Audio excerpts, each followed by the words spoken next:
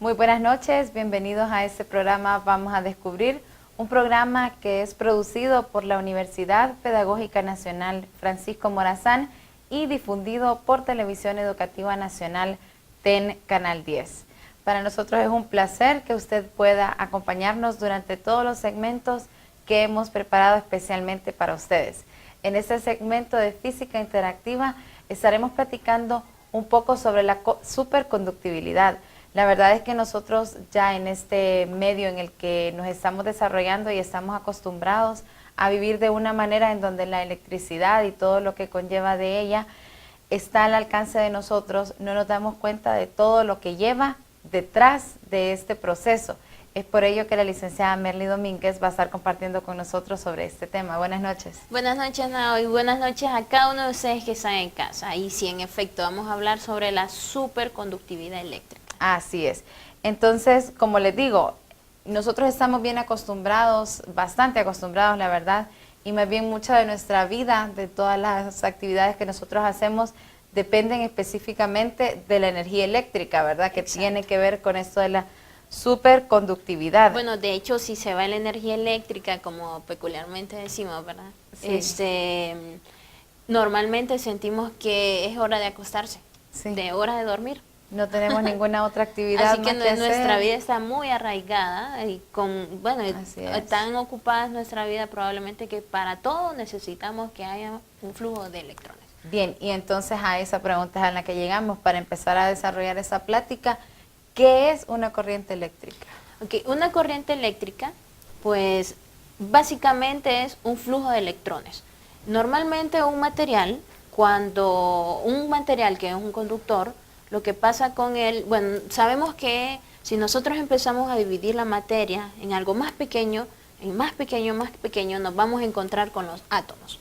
Algo más pequeño de los átomos, pues están los protones y los neutrones en el núcleo de un átomo. Y orbitando alrededor de él se encuentran los electrones.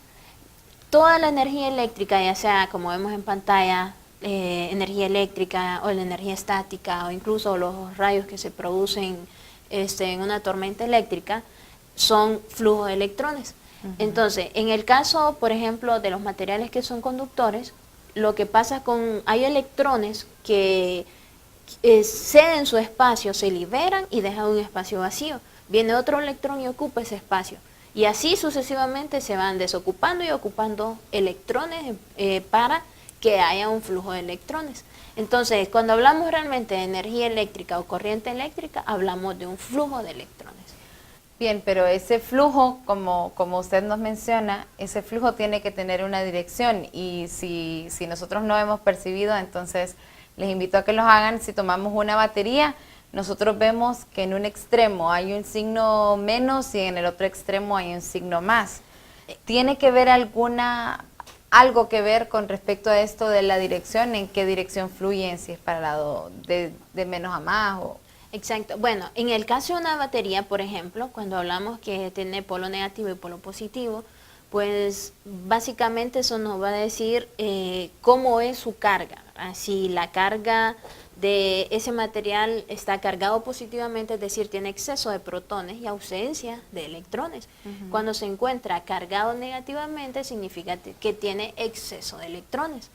Entonces, realmente al inicio, Benjamin Franklin fue el primero que propuso una dirección para el flujo de electrones.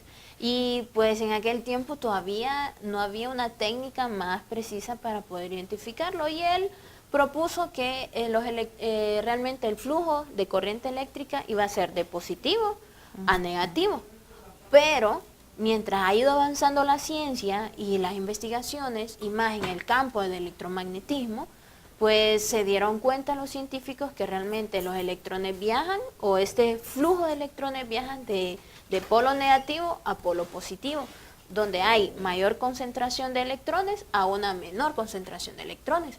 Por ejemplo, cuando decimos que nuestras baterías están agotadas, que ya no funcionan, es porque el flujo de electrones ha ido hacia la parte positiva y han quedado en equilibrio. Entonces ya no pueden fluir electrones donde están equitativos. Sí. Entonces, una batería bien cargada, hay más carga negativa, más electrones en la parte negativa, entonces por eso fluyen a donde hay menor concentración. Bien, y entonces esto del flujo de electrones tiene que ver con el conductor eléctrico, que en este caso entonces la conductividad sería, si bien es importante las demás otras partículas, el electrón como tal, por ser el de la carga negativa, es el que se encarga de esto y me imagino yo que él es el conductor eléctrico. Bueno, realmente necesitamos un medio por el cual los electrones estén viajando, ¿verdad? Y un medio del cual se estén desprendiendo los electrones. Sí. Entonces, hablamos de conductores, semiconductores y aislantes. Esos son como términos muy conocidos. Los conductores es todo aquel material que posibilita el flujo de electrones. Un aislante es aquel que impide el flujo de electrones y un semiconductor es el que hace el intermedio. Puede ser conductor y aislante a la vez. Entonces, hablamos de muy buenos conductores, por ejemplo, la plata, el oro, el cobre y el bronce, ¿verdad? Entonces, por ejemplo, el cobre, esos son de los mejores conductores. Obviamente hay muchos más, Sí. todos los metales son conductores. Y por ejemplo de los aislantes, pues podemos hablar del plástico, el vidrio, cerámica, etcétera. Semiconductores, por ejemplo, el silicio. Las cámaras de celular, las cámaras para filmar están hechas a base de silicio. Bien, cuando usted está mencionando, que me llamó mucho la atención, lo que usted menciona del ejemplo de las baterías, que Sí. cuando ya se descarga la batería, es cuando ha habido algún equilibrio y ya Exacto. no hay más electrones en un extremo para que puedan fluir. Sí, ya Eso no, es- están en forma equitativa. Ajá, Exacto. sí, eso es por algún equilibrio, ¿verdad? Que usted lo está mencionando. Y de alguna manera se comenta que esto puede llegar a conocerse como una pérdida de electrones. Habrán algunos materiales que sean lo suficientemente potentes, se podría decir, para que eviten esta pérdida de electrones, como por decir el comportamiento de los electrones, si se puede Sí, exacto. utilizar. Bueno, de hecho, todos los conductores comunes que nosotros podemos utilizar, ya sea en las instalaciones de nuestros hogares o en los aparatos eléctricos, generan pérdida de energía y eso lo hacen en forma de pérdida de calor. Resulta que el 8 de abril de 1911, Hake Kimberly Wong, en Leiden, bueno, en ese lugar estaban experimentando con ciertos materiales y se dieron cuenta que hay ciertos metales que cuando se les baja la temperatura, o sea, de esas temperaturas exageradamente bajas, estos conductores se pueden convertir en superconductores. ¿Qué pasa en eso? Pues los electrones se agrupan en pares, formando algo que le llaman el efecto Cooper. Entonces, cuando estos se organizan en pares, permiten el flujo de tal forma que no existe pérdida de energía en forma de calor, porque es una de las formas principales que se pierde energía en un conductor.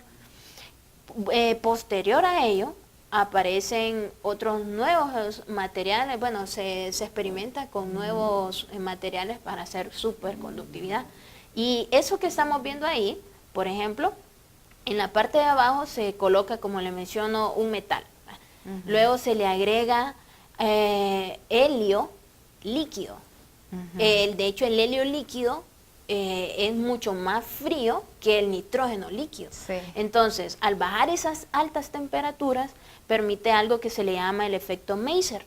El efecto Maser hace de que se eliminen las líneas de campo magnético y quede nada más el campo magnético entre el material que se convierte en superconductor y el imán, produciendo la gran levitación. La levitación, sí. Y bueno, aparecen de ahí otros materiales que a estos le llaman cupratos. Los cupratos aparecen, bueno, el descubrimiento de estos como superconductores fue en 1986. Y pues resulta que los cupratos básicamente son conductores en alta temperatura. Bueno, realmente hablamos en alta temperatura como temperaturas de 135 bajo cero más o menos. Entonces para un físico eso es alta temperatura, porque los demás pues eran quizás temperaturas cercanas a 200 grados Celsius bajo cero, son súper bajas temperaturas. Pero hablando de los superconductores que usted ya los estuvo mencionando cuando nos estuvo dando el ejemplo anterior, ¿solo hay conductores que trabajan a bajas temperaturas o hay algunos que pueden trabajar a altas temperaturas? Bueno, como mencioné, los cupratos se asume que son superconductores de alta temperatura, pero realmente son conductores que trabajan a negativo 135 grados Celsius. Son más eficientes, de hecho, que los superconductores que antes se conocían. Entonces, ahí vemos algunos, por ejemplo, ya cuando ascendemos a 196 grados Celsius, ¿verdad? Entonces, negativo 196 grados Celsius, entonces estos superconductores, veamos ahí, mire, desde negativo 196 grados Celsius hasta aproximadamente 148, realmente el negativo 135, ya estos empiezan los cupratos, metales, empiezan a trabajar como superconductores, necesitando menos cantidad de refrigeración. Ya estos pueden utilizar nitrógeno líquido para convertirse en superconductores, a diferencia de los anteriores que se conocían, que necesitaban hidrógeno, helio líquido, ¿verdad? Que es más difícil de conseguir, mucho más costoso también. Ah, bueno, qué bien que usted nos estuvo compartiendo esto, porque así entonces ahora ya podemos conocer cómo es el funcionamiento de estos aparatos o de estos materiales que son tan importantes para nosotros. Y de hecho, para que no se quede por fuera, no solo los cupratos también se pueden comportar como superconductores. Hace aproximadamente 2 años más o menos han venido experimentando en Japón con uno de los elementos más abundantes de nuestra naturaleza, que son los hierros. Pero el hierro con cierta capa de arsénico y cierta capa también de selenio. Estos se pueden convertir en superconductores. Una gran ventaja para la humanidad porque, como vimos, los superconductores pueden permitir levitación. Sí. Bueno, eso lo están utilizando para construir ferrocarriles, trenes a altas velocidades. Podríamos consumir energía eléctrica sin ninguna pérdida en forma térmica. Y bueno, eso es lo importante de estar conociendo estos temas, y muchísimas gracias por estar compartiendo este tema de cómo realmente funcionan todo este tipo de aparatos eléctricos, ¿verdad? Entonces, muchísimas gracias, queridos televidentes. Regresamos después de una pausa con Química para Todos.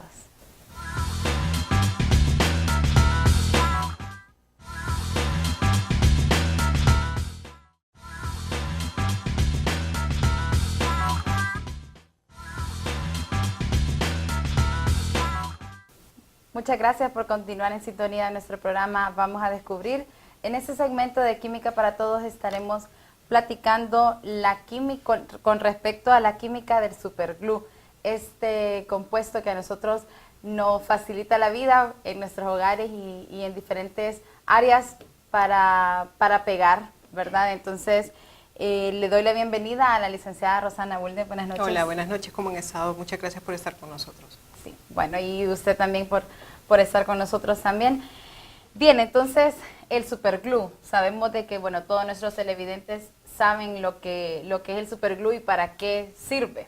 ¿Cuál es la historia de este maravilloso compuesto? Pues interesante la historia porque el superglue nace como una investigación fallida, se reconoce así como una investigación fallida de un compuesto químico que ciertos científicos estaban tratando de investigar en el laboratorio, pero que tenía otros fines. Lo que buscaban era que hubiera un adhesivo, pero que no fuera un adhesivo tan fuerte como lo que obtuvieron, y que este fuera para más que todo elaborar las miras en los fusiles en la Segunda Guerra Mundial. Allá por el año de 1942 existen 2 científicos que lo investigan y lo dejan a un lado porque al final se dan cuenta que no es lo que andaban buscando. Bueno, la verdad es que la mayoría de los inventos surgen como pruebas y error, ¿no? A prueba y error. Por eso es importante que nosotros cuando estemos haciendo algo lo hagamos una y otra vez, porque de nuestros errores pues van saliendo cosas interesantes. Este superglue fue, ya nos comentó usted cómo fue que surgió. Después, ¿cuánto tiempo pasó para que se utilizara? Bueno, una vez que se dan cuenta que no funciona en las miras de los fusiles porque era algo muy pegajoso, difícil de manipular, Pasan aproximadamente 9 años cuando estos dos señores, los mismos, los científicos, principalmente liderados por el doctor Harry Coover, que después recibe un premio Nobel en Tecnología e Innovación en el año 2010, él empieza a tratar de elaborar en el laboratorio sintéticamente también un polímero, pero él lo que requería era un polímero que tuviera propiedades también adhesivas, pero que no requiriera calor o que no se afectara con el calor. Entonces, allí ya más o menos a los 9 años retoman la idea de lo que es este compuesto, que inicialmente no se conocía como superglue, tiene por ahí unos nombres comerciales, y se dan cuenta que este compuesto tiene esas propiedades porque además de no requerir calor y de no afectarse con el calor, tampoco requiere presión. Ellos lo que estaban investigando era un compuesto novedoso, polimérico, sintético en el laboratorio, pero que no requiriera presión, calor y que sirviera para pegar toldos en los aviones, ¿verdad? Entonces empiezan, descubren y redescubren este compuesto inicialmente identificado que es el superglue, allá por 16 años después de haber hecho las primeras pruebas con este compuesto. 16 años después. Y bueno, una de las cosas bastante interesantes sobre las propiedades que usted estaba mencionando, tiene que tener la química, porque la química es todo y relacionado con esto, ¿cuál es el componente químico que hace precisamente que todas estas propiedades del superglue lo haga una mezcla, un compuesto tan interesante? Coover y su compañero de trabajo en los laboratorios Kodak, lo que inventaron en las primeras épocas de la invención de este producto es el cianoacrilato de metilo.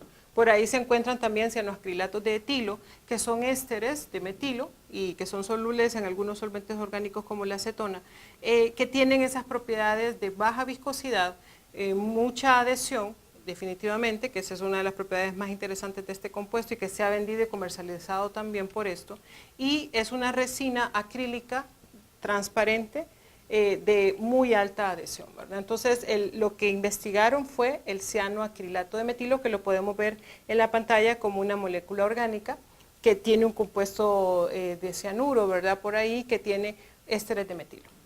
Sí, una de las cosas que usted nos comparte en la pregunta anterior fue todo lo de los compuestos químicos, y para ello se requiere de conocerlos para su uso, porque sabemos que el uso... más que todo nosotros lo usamos para pegar cualquier cosa, ¿verdad? Pero así como un uso práctico que nosotros podamos darle al superglue. Bueno, el superglue tiene infinidad de usos y aplicaciones. A nivel industrial creo que, bueno, se ha visto la alta capacidad adherible que tiene o de adhesión que tiene. Por ahí vemos la composición química, pero se utiliza tanto para pegar ciertos plásticos, no todos, algunos polímeros o plastificantes no pegan con este compuesto, pero sí básicamente puede pegar cerámica, puede pegar vidrios, puede pegar obviamente algún material sintético y por ahí puede pegar también hasta metales y porcelana. Entonces la infinidad de aplicaciones en la parte industrial o casera doméstica que nosotros le damos a lo que es el superglue es infinita casi, ¿no? Porque esa capacidad de pegar sin tener que presionar, simplemente con aplicar una gota ya hay adhesión, es fantástica. Pero también por ahí se hablaba de que la aplicación, una de las aplicaciones más novedosas, importantes e increíbles que tiene este compuesto, es que los cianoacrilatos se han usado también a nivel quirúrgico, a nivel de lo que son tratamientos médicos. La FDA aprobó un cianoacrilato específico para el uso médico, no es cualquier superglue, por favor, eso sí queremos aclararlo, ¿verdad? Que la teleaudiencia no vaya a utilizar un superglue para pegar una herida o para evitar una hemorragia, ¿verdad? Porque el cianoacrilato específicamente aprobado por la FDA, obviamente ya se ha estudiado en animales de laboratorio y ayuda muchísimo, por ejemplo, a mantener o a evitar que algunas heridas sigan produciendo una hemorragia sanguínea, ¿no? Entonces, también en lo que es los campos militares, en la época esta de la Segunda Guerra Mundial, se utilizó el superglue no adecuado para sellar heridas en algunos soldados caídos y evitaban la hemorragia hasta por lo menos el momento en que lo podían llevar a los centros de salud. Entonces, ahora sí ya hay un compuesto aprobado que ayuda no solamente a evitar la hemorragia, sino también a sellar heridas, ¿verdad? Imagínense, es sellar o o adherir tejido sin dejar cicatriz, que eso es muy importante también en la parte estética, y órganos que han sido expuestos, también podría sellarlos, y se está usando también en la parte odontológica, ¿verdad? Para evitar hacer puntos o hacer algún tipo de sutura que al final después conlleva no solamente un riesgo de infección, sino que conlleva a que el paciente tiene que regresar a la clínica para retirar los puntos. Este tipo de compuestos podría salvar mucho ese paso tan tedioso y doloroso que es el retirar puntos de hilo, ¿no? Por decirlo así, o de hilos especiales en la ciencia médica. Entonces, los usos pueden ser múltiples. Se ha utilizado también, disculpe que la interrumpa, en la parte de, por ejemplo, cerrar venas y arterias. Y por eso, por ejemplo, en algunos países se le llamaba la gotita, ¿no? Porque con una gota podemos hacer la gotita mágica, podemos pegar, adherir tejido como estábamos hablando. Bien, bueno, ciertamente que conocer todas las propiedades del superglue como tal, un componente que lo tenemos ahí a la mano nosotros y que de repente no sabemos cuál es el verdadero uso y el trasfondo que tiene toda esta historia. Aprovechando que tenemos esta instancia, queremos como Departamento de Ciencias Naturales de la Universidad Pedagógica Nacional Francisco Morazán invitarles a un evento que estamos preparando como el encuentro de egresados, que será el 28 de septiembre de este año, del 2018, entonces para compartirles a todos los televidentes que son del área de ciencias naturales o que les interesaría pues asistir a este evento llamado como tal Encuentro de Egresados de Ciencias Naturales, con el fin de que podamos tener información innovadora, actualizada, y pues también ser parte de los diferentes talleres y prácticas de laboratorio que estamos preparando para todos ustedes.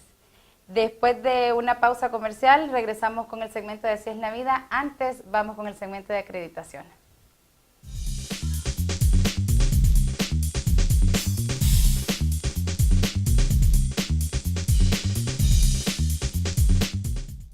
Estimados amigos, es un placer para mí darles nuevamente la bienvenida a nuestro segmento Acreditación y Calidad Sostenida. En nuestro segmento anterior hemos venido haciendo un resumen del proceso que la universidad está hasta este momento en este camino hacia la acreditación institucional. Hemos hablado que la acreditación es un proceso voluntario al que una institución se somete para poder garantizar una educación de calidad. Ese es nuestro objetivo final, poder hacer un análisis de las tareas que la universidad ha venido realizando en varios aspectos para poder garantizar que la educación que se está brindando en esta institución sea de calidad y que responda a las necesidades de la sociedad hondureña.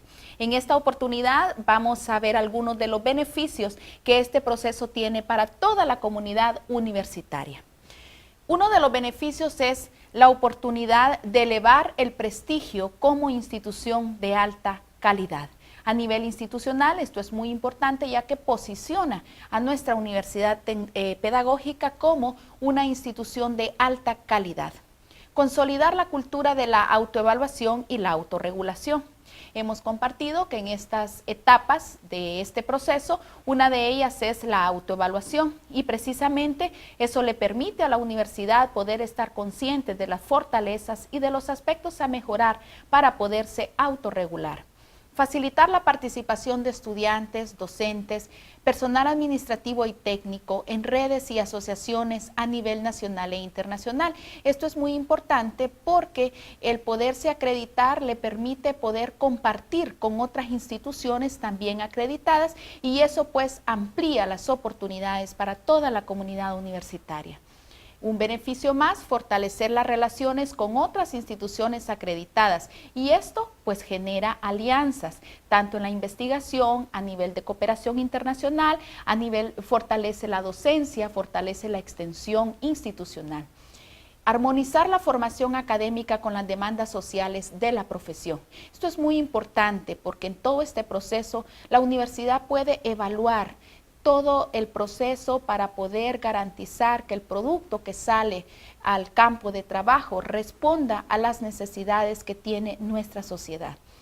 Fortalecer la comunicación e interacción entre las partes interesadas en busca de una educación de mayor calidad y pertinencia. Por supuesto, el objetivo final es mejorar la calidad de la enseñanza de nuestra institución.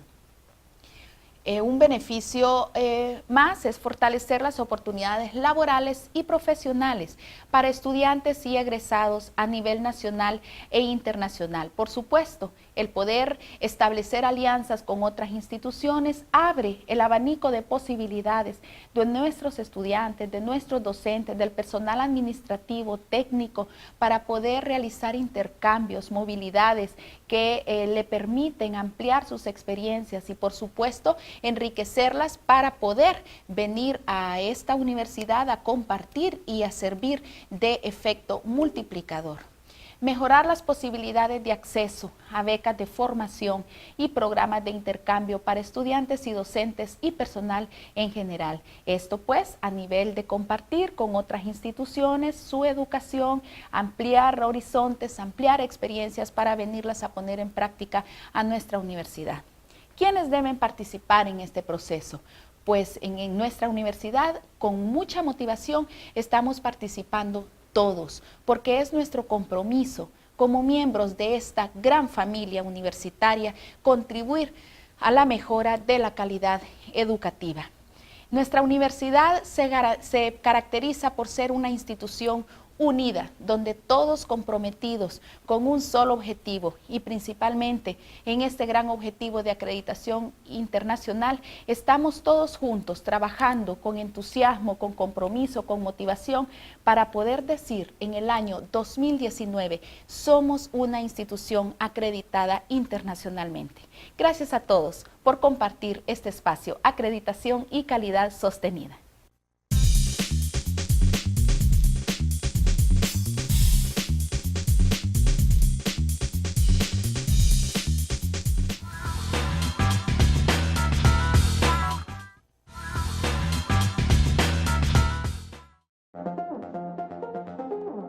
Segundo Simposio Nacional de Educación. Más de 200 docentes, estudiantes, investigadores y conferencistas nacionales e internacionales, generando un debate académico-científico bajo 8 ejes temáticos en torno a la situación de la educación nacional. Segundo Simposio Nacional de Educación. La educación hondureña en un mundo en transformación. 23 y 24 de agosto de 2018, en el campus central de Tegucigalpa de la Universidad Pedagógica Nacional Francisco Morazán. Para más información, visita nuestra página web.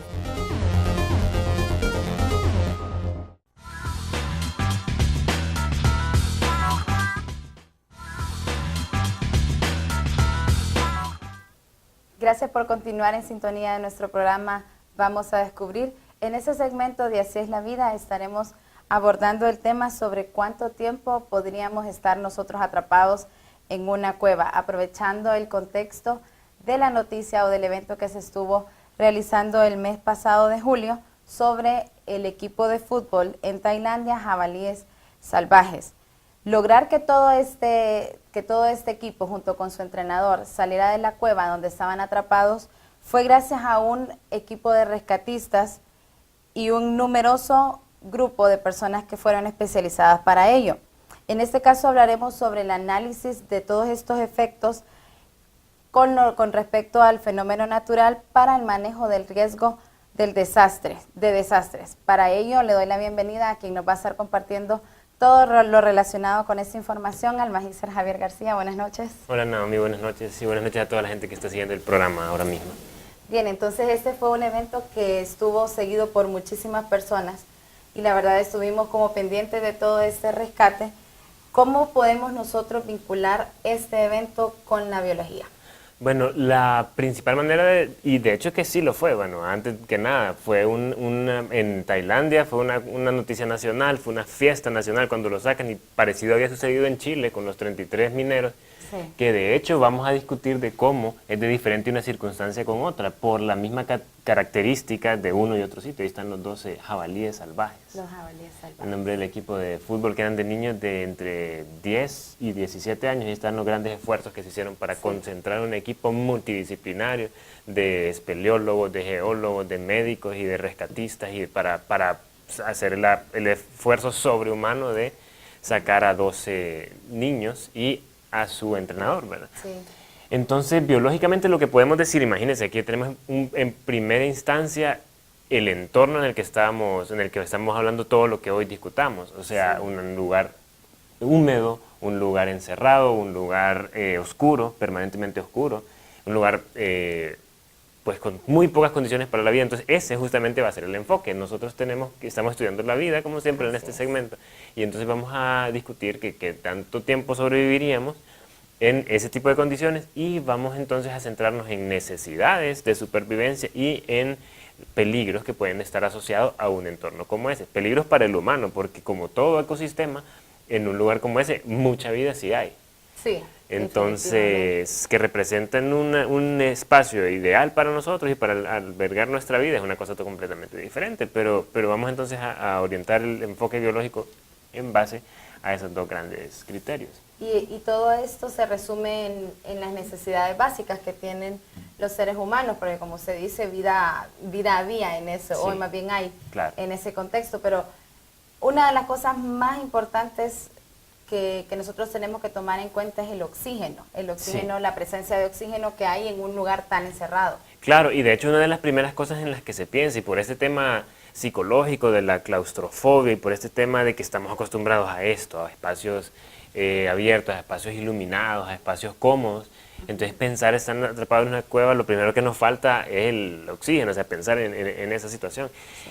Y en realidad, vean Nao, que es una de las menores preocupaciones en un entorno como este. Mire que aquí tenemos no una cueva, sino que una mina, y me interesa mucho que hagamos como una distinción entre ambas, porque en una mina, y esa tubería, por ejemplo, ahí va proporcionando, va supliendo de oxígeno vital, pues o ellos ahí tienen otros mecanismos para lograrlo, pero en las minas hay sustancias tóxicas, hay acumulación de gases, hay cierto tipo de minerales, hay un montón de condiciones falsas que son antinaturales, porque lo que se hace es justamente perforar para ello. Creo que tenemos más imágenes de las minas, que es completamente diferente a lo que pasa en una cueva. O sea, el proceso de formación de una y otra es completamente diferente. En una mina se han encontrado yacimientos de un mineral que al ser humano le sirve para explotarlo comercialmente, y hay que ir a él. Así es. Hay que taladrar, hay que hacer un montón de cosas artificiales para llegar a un mineral que su estado natural es muy poco disponible para nosotros. Ahora, entonces, este tipo de cosas son las que se hacen para que en ese entorno tan diferente, tan antinatural como una mina, exista oxígeno. Entonces, básicamente se hace esa doble perforación paralela para que el aire penetre naturalmente gracias a la presión atmosférica, venga de afuera, venga de la atmósfera, valga la redundancia, y entre, circule, y luego naturalmente vuelva a salir buscando un equilibrio de presión. Entonces, esa es la forma en que en una mina se maneja el oxígeno, se transforma para que pueda haber oxígeno, y la gente no se asfixia. Ahora, en una cueva es totalmente diferente.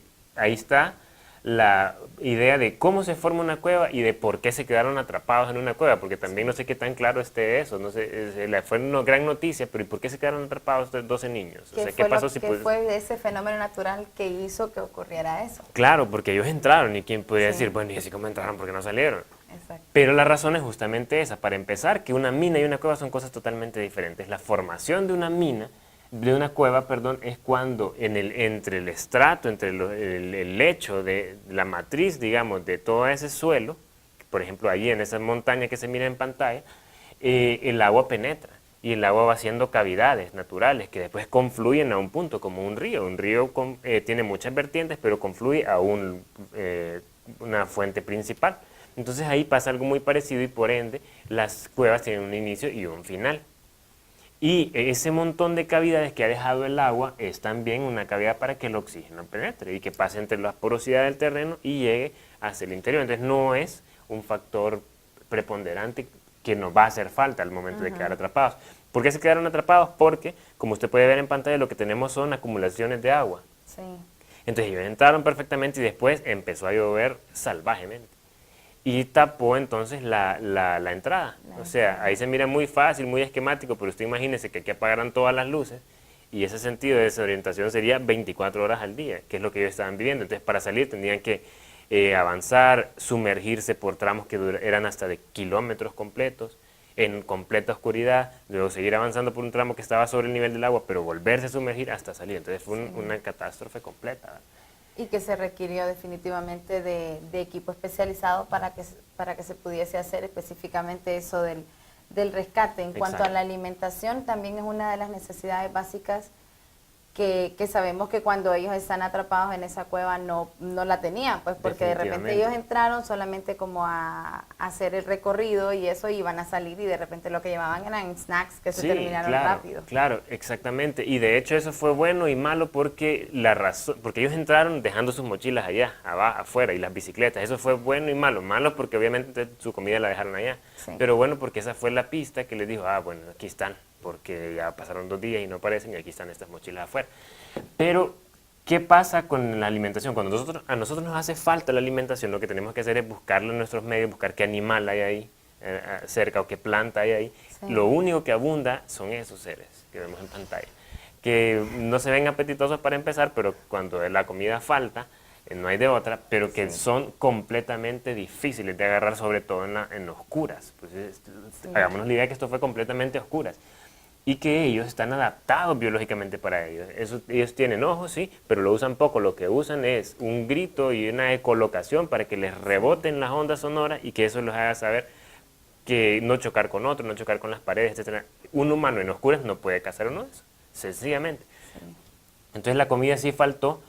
Y dicho sea de paso, miren, esa es la excreción, ese es el pupú, el excremento de esos murciélagos. Entonces hacemos un pequeñito paréntesis, esa es otra gran amenaza biológica, porque se decía, bueno, entonces tenemos que ir a hacer una revisión médica de que no tengan infecciones en los pulmones. Y decía, ¿infecciones por qué? Si estaban respirando, no se asfixian nada. Y es porque esto da origen a una enfermedad que se llama histoplasmosis, que de ese excremento se generan esporas de hongo que luego se acumulan en los pulmones y que proliferan en las condiciones de humedad y de temperatura de nuestros pulmones, que es lo que más le gusta al hongo, humedad y temperatura. Entonces eso genera unas complicaciones severas respiratorias. Ahora la comida, aunque no había y pasaron 10 días sin comer, el cuerpo puede aguantar un tiempecito sin comer porque empieza a utilizar las reservas. Claro, utiliza las grasas de primero y luego utiliza los músculos para sacarle los nutrientes. Entonces se han documentado casos de 40 días, 70 días sin probar bocado. Hay huelgas de hambre donde se han estado años sin comer, claro, con algunas gotitas de miel y cosas así. Pero eso no es algo que nos va a matar en el corto plazo porque tenemos reservas. Ahora con agua no hay reservas. A eso iba.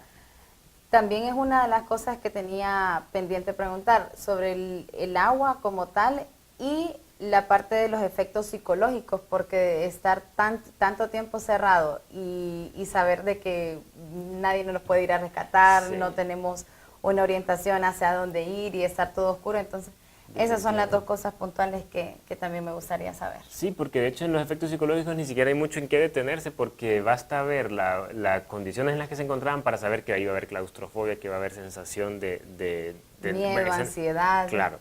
Y esa necesidad natural de escapar, ¿verdad? De supervivencia, que va a acumularse en esos efectos psicológicos, pero el agua sí es importantísima, que en este caso no fue un factor tan determinante porque podemos ver en pantalla que tenemos las paredes, que de hecho el entrenador fue muy sabio en decirles a ellos que no consumieran el agua que inundó la mina, que tendría heces fecales de un montón de cosas y tendría un montón de contaminantes superficiales que se escurren desde toda la cuenca, sino que la probaran de las paredes, que es un agua mucho más filtrada, mucho más pura, porque es nada peor que un niño con diarrea, ¿verdad? Que sumarle a todo el caos todo ese lo que factor. estaba adentro, sí. Entonces, el agua felizmente tuvo esa alternativa. Ahí podemos ver, para la cuestión de los efectos psicológicos, miremos que ahí está una vista superior de todo lo que ellos tuvieron que recorrer, las partes inundables y las que no, y esa manchita negra que está a la par del texto es el tamaño proporcional del ser humano. Vemos que donde ellos estaban, que se llamaba Pattaya Beach, ellos podían estar de pie y todo, pero habían puntos donde había que pasar en cuclillas. Creo que tenemos más imágenes de eso.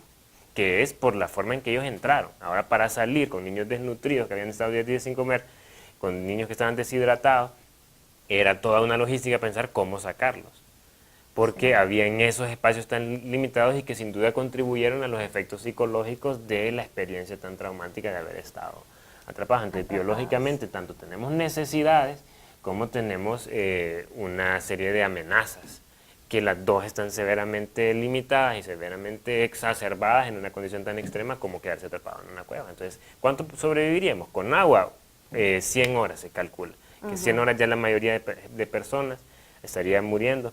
El alimento, hay mucho más tiempo y depende de contextura física, depende de un montón de cosas, pero que son también factores vitales que se necesitan. Y definitivamente muchísimas gracias por todo esto que nos acaba de decir y la vinculación que decíamos en el principio del segmento, la vinculación con la biología, ¿verdad? En este evento que fue bastante seguido por muchos y que pues gracias a Dios ya ellos están bien. Bueno, pues entonces con ustedes, queridos televidentes, regresamos después de una pausa comercial.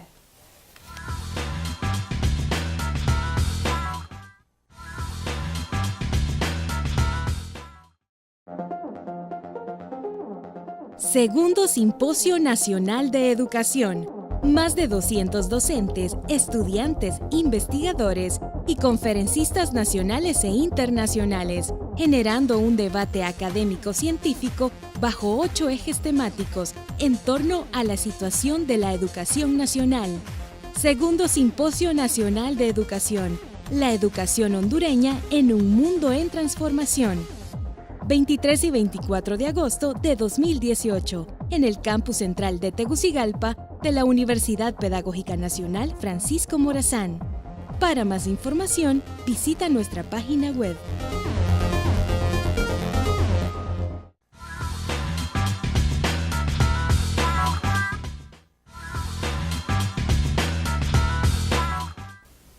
Muy buenas noches, televidentes, bienvenidos una vez más a su segmento Noticiencia, en donde abordaremos noticias científicas, tanto de índole nacionales como internacionales, abordando siempre temas científicos, tanto de nanotecnología, bioquímica, medicina, de salud y entre otros. Nos acompaña esta noche Fanny. Muy buenas noches, queridos televidentes, recordándoles, ¿verdad?, que dentro de las noticias que traemos el día de hoy, tenemos que científicos desarrollan una plataforma de inteligencia artificial para poder diagnosticar lo que es el Zika y otro tipo de enfermedades. Además, abordaremos temas en el cual tienen que ver con la microRNA sintética, donde están implicados lo que son los efectos a nivel de hormonas. Estas hormonas, las que vamos a tratar y vamos a mencionar, son las hormonas tiroideas en lo que es la piel. Entonces, arrancamos con las noticias el día de hoy. También, pues, entre otras noticias tendremos lo que astrónomos pues confirman la teoría de la relatividad de Einstein, y también pues un innovador invento acerca pues de un repelente de insectos biodegradable que ese no perjudica ni genera daños ecológicos. Bueno, vamos a pues a desarrollar pues lo que es la noticia acerca de la confirmación de la relatividad de la teoría de Einstein. Este avance se ha logrado gracias a una lente pues gravitacional de una galaxia muy cercana y que también es muy masiva. Esta galaxia pues se llama ESO 325-G004. Esta galaxia actúa como una lente muy potente gravitacional que genera un anillo de Einstein y que también deforma lo que es la luz, permitiendo que las galaxias cercanas pues no se puedan ver o las manda directamente la luz de ellas hacia atrás. Pues han utilizado el instrumento de MUSE que se ha instalado en el Very Large Telescope que tiene el Observatorio Europeo Austral ESO en la Universidad de Chile. Un equipo dirigido pues por el investigador Thomas Collett de la Universidad de Portsmouth del Reino Unido pues calculó lo que es primero la masa de esta galaxia al medir el movimiento de sus estrellas. También pues utilizó lo que es el telescopio que se encuentra en la NASA y pues observaron el anillo de Einstein y midieron cómo la luz y por lo tanto espacio y tiempo pues se desvían por la enorme masa de ESO 325-G004. Y una vez más, pues se confirma la relatividad de Einstein acerca pues que la masa en este caso es despreciable totalmente cuando se trata del espacio y tiempo, y pues que genera un desvío de la luz. Y como lo podemos observar, pues esos astrónomos pues ya nos han confirmado esta teoría una vez más, y esto pues va a desarrollar muchas importantes implicaciones acerca de la relatividad. Fanny, ¿qué le parece esta noticia? Qué innovador, ¿verdad, Jocelyn y queridos televidentes? Que ahora, ¿verdad? Los científicos, ya nos han confirmado de que la masa es despreciable a nivel de la astronomía o a nivel del espacio. Bueno, pasando del espacio, ahora pasamos a lo que es una noticia que tiene que ver con el desarrollo de una plataforma. Según estudios realizados, ¿verdad?, por científicos de la Universidad de Campinas o Unicamp en Brasil, han desarrollado lo que es una plataforma capaz de diagnosticar lo que son los diversos tipos de enfermedades. Dentro de estas tenemos enfermedades como lo es el Zika, que generalmente a través de este tipo de plataforma pueden desarrollar lo que es un alto índice, ¿verdad? Este índice de precisión para poder determinar, ¿verdad?, y el empleo que estos tienen que tener a través de marcadores metabólicos presentes en la sangre de los pacientes. Además, este método tiene como auge, ¿verdad?, o como ayuda o un soporte lo que es la espectrometría de lo que es las masas, que permite identificar decenas de miles de moléculas presentes en el suero sanguíneo. Este tipo de métodos nos van a ayudar más que todo a poder identificar y tener con precisión, ¿verdad?, qué tipo de enfermedades se llevan a cabo, cuál es el índice en cuanto a lo que es su plataforma. Esta plataforma inteligente artificial nos va a poder ayudar sobre todo a lo que es el diagnóstico de estas enfermedades. Además, según estos estudios realizados, se ha dado lo que es un apoyo. Ese apoyo, ¿verdad?, ha sido más que todo por la colaboración de la Fundación de Apoyo de la Investigación Científica del Estado de Sao Paulo, Brasil, en el cual se han realizado un sinnúmero de actividades, más que todo investigativas, en lo que es el suero sanguíneo, donde han utilizado lo que es una infección. Esta infección es de carácter viral, o más que todo es por el virus del Zika, es el que han utilizado como un modelo para poder desarrollar lo que es la base de esta plataforma, y sobre todo demostrar que este tipo de experimento, más que todo que este tipo de método que están realizando, tiene una precisión alrededor del 95%. Entonces vemos que el realizar este tipo de plataforma inteligente totalmente artificial viene a ayudar, ¿verdad?, a contribuir a lo que es la salud para poder diagnosticar lo que son estos tipos de enfermedades. Qué interesante, Fanny, que como vemos nuevamente, pues se siguen desarrollando nuevas plataformas, nuevos inventos acerca pues que mejoran todo lo que es la salud. Y entre otras noticias también tenemos pues lo que es un repelente de insectos biodegradable y que no daña causas ecológicos. Sabemos que los insecticidas tienen un alto nivel de toxicidad, y esto pues genera que se perjudique, no solamente que eliminen de forma letal los insectos no deseados, sino que también esto genera pues daños ecológicos, ya sea en los mares, ríos, lagos, y también en plantas, incluso en insectos que sí son de aprovechamiento para ciertas plantas. Pues este repelente biodegradable fue creado por el equipo de Thomas Brook y de Mirjana Minceva. Ambos pertenecen a la Universidad Técnica de Múnich, que está situada pues en Alemania. Este pues es un insecticida biodegradable y también ecológicamente inofensivo. Y ellos dicen pues de que este insecticida se coloca en las plantas o se rocía en las plantas de manera muy parecida a como nosotros las personas pues nos colocamos nuestro repelente para desorientar mosquitos. Pues este repelente también se rocía de una forma muy natural en las plantas, y lo que hace es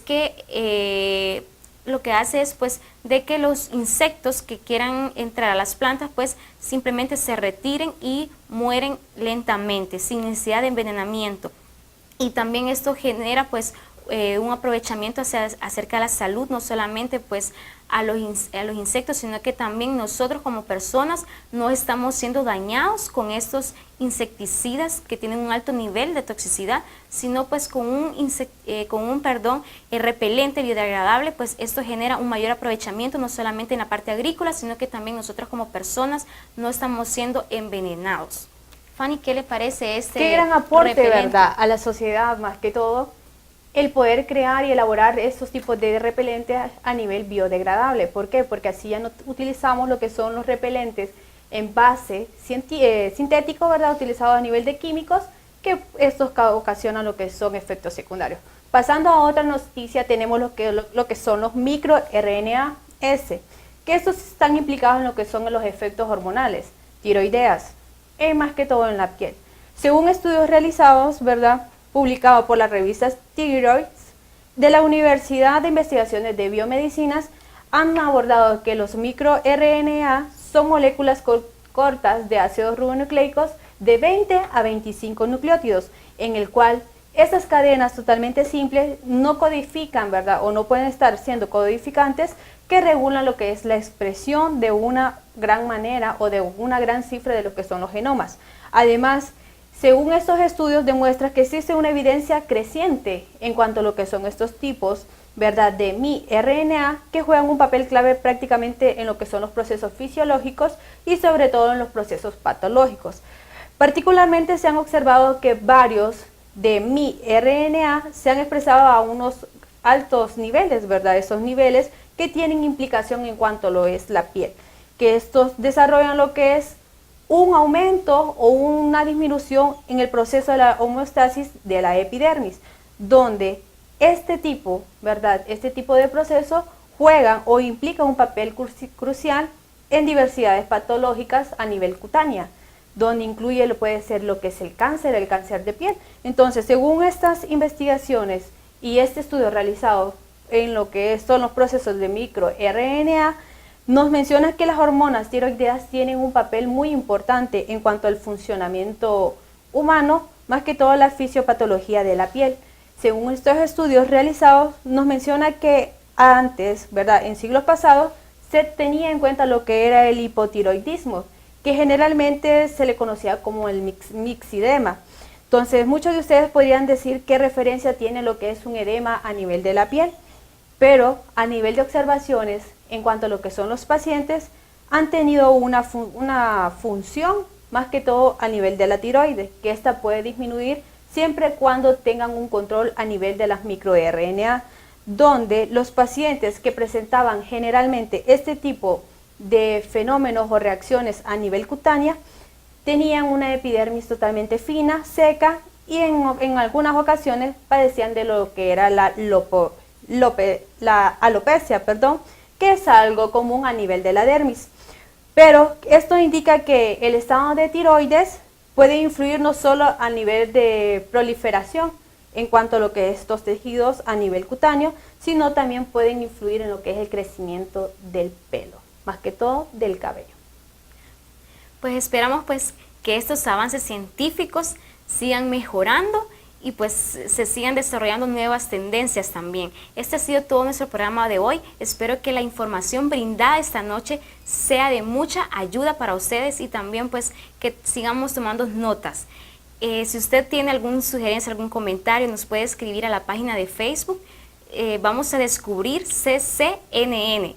Y pues no se puede perder nuestro siguiente segmento en su programa Vamos a Descubrir, en el segmento Noticiencias, que es de 8 a 9 p.m. Buenas noches.